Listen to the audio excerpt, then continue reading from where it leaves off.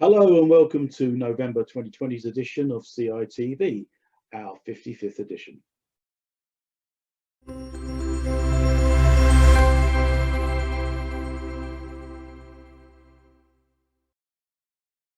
It's been a strange month for many obvious reasons. We've seen an unprecedented election process, a worldwide pandemic that doesn't want to lay down, and the stock market that is going up and down like Mae West panties. This has made it very hard to predict what is going to happen in the short term with regards to the South Florida property market, which so far has been holding up just fine. In concert with many people in this marketplace, I am going to take a sideline position just for the moment to see where we're heading.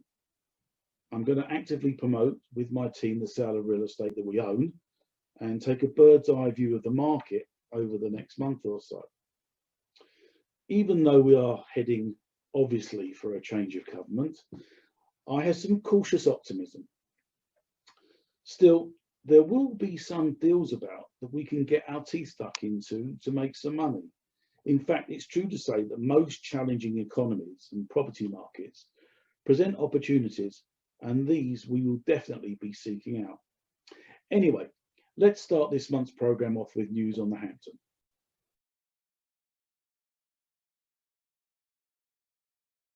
Okay, so I know the last episode that I said that November 1st was going to be the optimum date for relaunching the Hampton to the public, that is. But unfortunately, the elements conspired against us with this past tropical storm Eta, which lasted the best part of 9 days, all in all.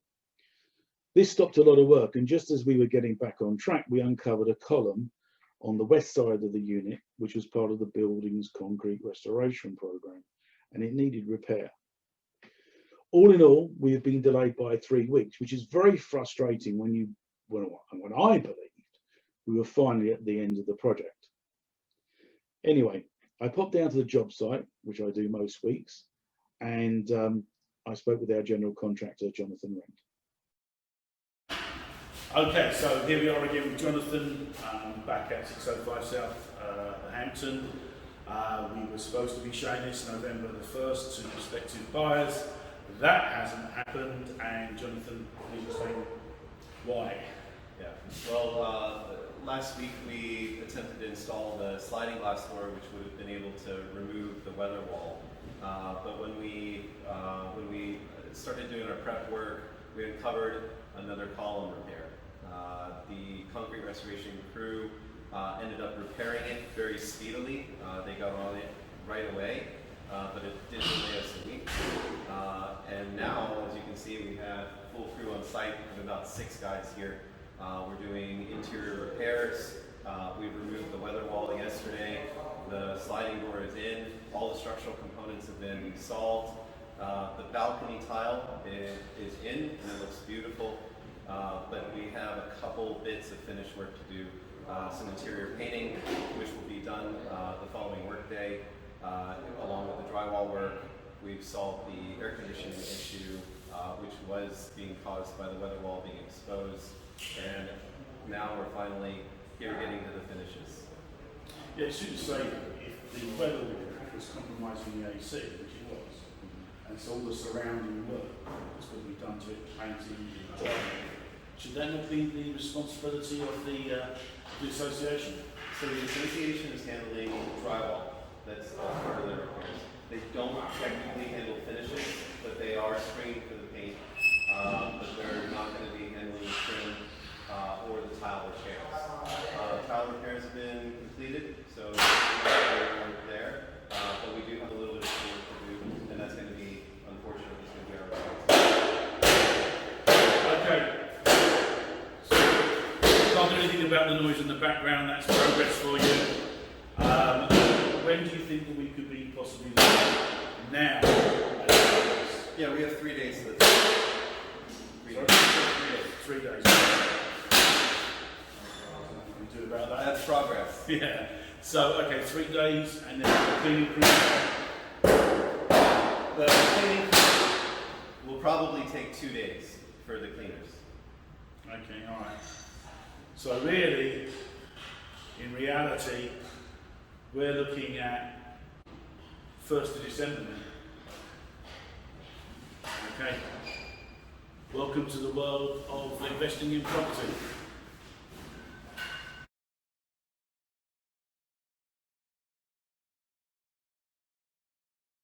Yep, it has started. With the onset of a Liberal government, the eviction of a foreclosure situation is about to enter mayhem level.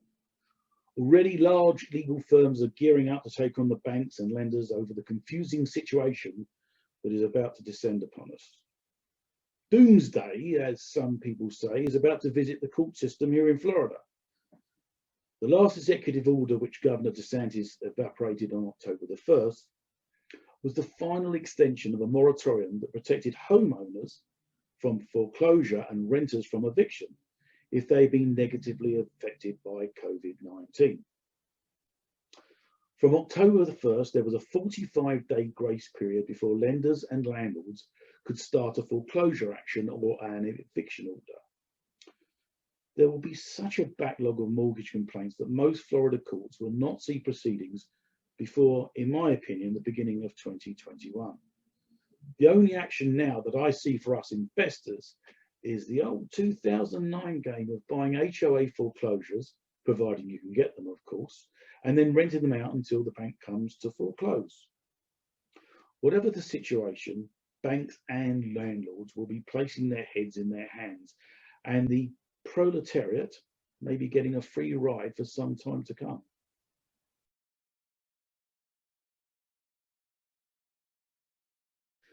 I'm going to keep this segment short this month. All I can say is that we've had a few viewings, but nothing has come to fruition yet. But we keep on keeping on. And I am going to make sure that we get this unit sold as quickly as possible. The whole team is working so hard, preparing open houses, email blasts, and networking like crazy. And to quote a mentor of mine from many years ago, who said to me that the only thing that failure can't put up with is persistence. And this is a mantra I've always subscribed to, and it has served me well up until now. So, hoping for a positive outcome next month.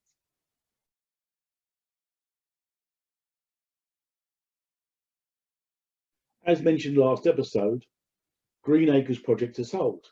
We managed to get $127,300, which was $2,700 below our target price. It was actually bought by an investor who is going to rent out the unit. He actually owns and rents the apartment above the unit we just sold.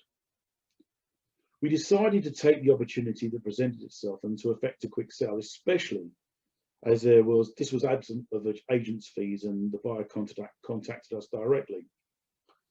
The ROI on this project is 17.5%, which translates to a 20% IRR. Not too shabby, and so the experiment continues. Following the election results and a terrible 2-week weather window, we are now back on track showing Delray Project 1. Because of recent events, showings have been thin on the ground, but we expect that to improve over the next few weeks. Delray Project 2 is now up on the MLS and we are attracting some viewings, but we obviously experience the same issue as Delray Project 1. But now we should get a clear run at potential buyers, and I would hope to be in contract by early next year. Here is the brand new promo video for the property. 2-bed, 2-bath, rarely available first floor corner unit. Totally updated with no expense spared.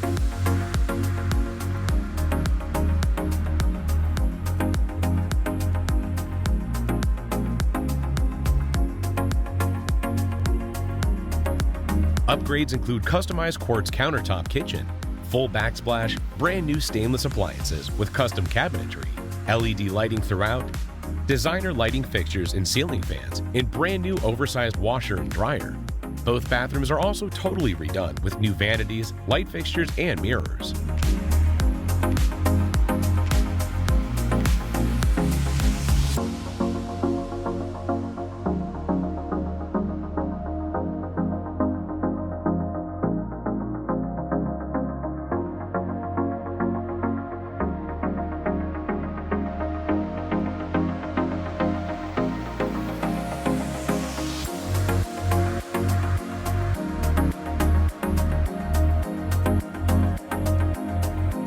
easy access to major highways, beaches, shopping, restaurants, and Delray's trendy downtown Atlantic Avenue. 3 remodeled multi-million-dollar clubhouses with 8 pools, including 3 indoor pools, golf, tennis, basketball, and pickleball courts. Activities include theater, cafes, library, woodshop, exercise rooms, card games, and places of worship within walking distance. This is 587 Burgundy M. One change of plan with both the Delray projects is that we have decided to list with a bright, hungry and aggressive real estate agent called Andre Dubov of Keller Williams in Boca Raton. We had originally decided to list on the MLS ourselves with a lockbox in the front door, so buyers agents could take their clients to see these units. However, on reflection, we have now decided against this and feel that our own representation at each viewing will increase the chance of a sale, and it's worth the 3% seller's agent fee this will cost. I will update you next month. Recent weather conditions have not been conducive to traipse about looking at possible land deals, although this one we did take a look at, which was not so far away from our offices here in Boca Raton. This particular deal was to demolish the current structure and rebuild a 5,000 square foot, 5-bed, 5-bathroom modern home, with all costs, including the land, working out at about $3 million. Ready today, this would sell for around about $4.5 million. But that is the issue. With permitting, building and selling, we are looking at 16 to 18 months before it's ready. And right at this juncture, I'm just not looking at long-term deals. Pity, because this was a nice one.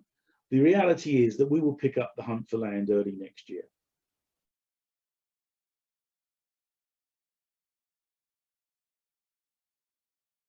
Well, that's all we have for you this month. Many thanks for taking the time to watch this latest edition of CITV. Please keep the feedback coming, good and bad. It only makes us better and stronger, and it will make for a much better viewing experience as we move along the timeline. It only leaves me to wish you a very happy Thanksgiving. I know it's not the Thanksgiving that you're probably used to, but I'm hoping Thanksgiving 2021 will be a righteous display of celebration, free of the chains of this dreadful disease. See you next month.